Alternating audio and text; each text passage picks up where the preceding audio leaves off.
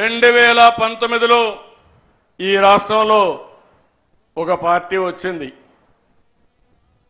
మీరందరూ కూడా ఆలోచించారు. ఒక్క ఛాన్స్ అన్నాడు. అందరూ ఏమారారు. పర్వాలేదు, సిబిఎన్ బాగానే చేస్తున్నాడు, బాబు గారు బాగానే చేస్తున్నారు, ఒక్కసారి ఇస్తే ఏదో పొడస్తాడనుకుంటే కుమ్మి కుమ్మి బాధుడే బాధుడు. అవునా కాదా? నరుకుడే నరుకుడు. అంటే ఎందుకు నేను ఈ మాట వాడుతున్నానంటే, రాజకీయాల్లో కొన్ని విలువలు ఉంటాయి. నేను 45 ఏళ్ల నుంచి రాజకీయాల్లో ఉన్నా. నేను ఎప్పుడు ముఖ్యమంత్రి అయినా ఒక ప్రాజెక్టు కట్టాలి, ఒక ఇండస్ట్రీ తేవాలి, ఒక రోడ్ వేయాలి, మన పిల్లలకు ఉద్యోగాలు కల్పించాలి, మీ జీవన ప్రమాణాలు పెరగాలని చెప్పి ఆలోచించాను.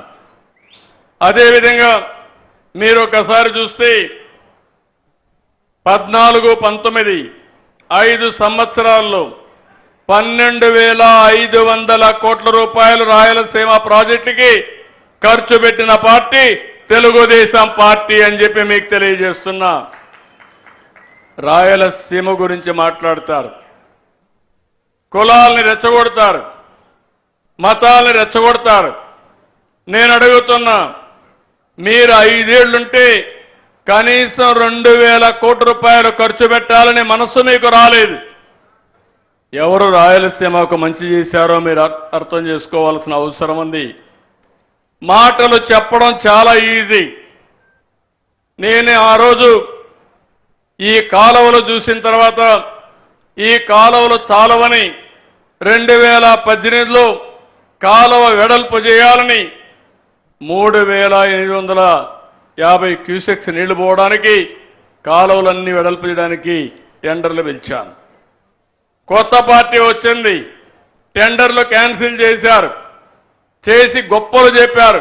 2,000 కాదు, 3,800 కాదు, నేను 10,000 క్యూసెక్లు తీసుకెళ్తానని చెప్పి మాట్లాడి తమ్ముళ్ళు 10 పైసలు ఖర్చు పెట్టిన వాళ్ళని ఏమనాలని నేను అడుగుతున్నా.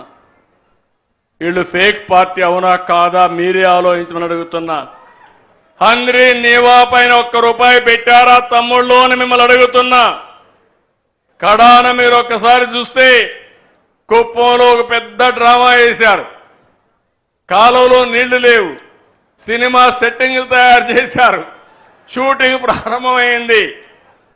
నీళ్లు వచ్చినట్టు ట్రాక్టర్లు తీసుకొచ్చి ట్యాంకర్లు తీసుకొచ్చి నీళ్లు వదిలిపెట్టి వీళ్ళు వెళ్ళంగానే నీళ్లు ఇంకిపోయినాయి.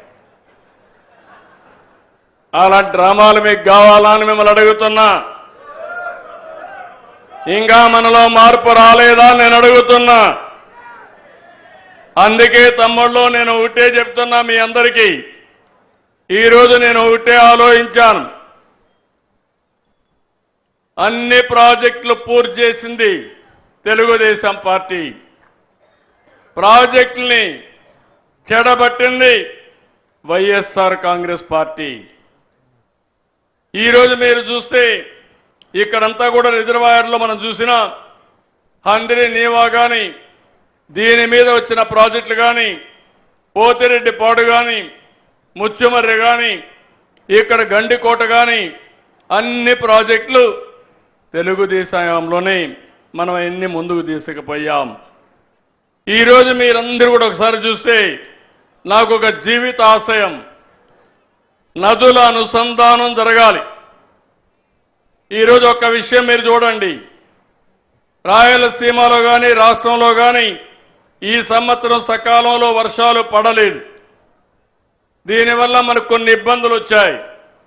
కానీ మహారాష్ట్రలో, కర్ణాటకలో వర్షాలు పడ్డాయి. దానివల్ల నీళ్లు శ్రీశైలానికి ఆగస్టులో రావాల్సిన నీళ్లు జూలైలోనే వచ్చాయి. శ్రీశైలం నీళ్లింది, కాలువలకు నీళ్లు వదిలిపెట్టాం, నాగార్జునసాగర్కి వెళ్లే పరిస్థితి వచ్చింది. అది ఈ ప్రభుత్వం యొక్క దూరదృష్టి అని చెప్పి మరొకసారి మీ అందరికీ తెలియజేస్తున్నా.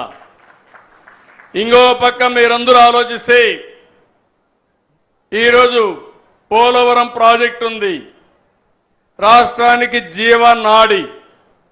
పోలవరం ప్రాజెక్టు పూర్తి చేసి నదుల అనుసంధానం చేసుకోగలిగితే ఈ రాష్ట్రంలో కరువు అనే మాట రాదు. అందుకే ఈ ప్రభుత్వం ఆలోచిస్తున్నాం. దాంట్లో మొట్టమొదటి విడతగా మీరు చూస్తే పట్టిసీమ లిఫ్ట్ ఇరిగేషన్ పెట్టి నాగార్జున సాగర్ ద్వారా వాడే నీళ్లన్నీ కూడా శ్రీశైలంను పొదుపు చేసుకుని కృష్ణా డెల్టాకి నాగార్జున పట్టిసీమ నీళ్లు ఇచ్చాం.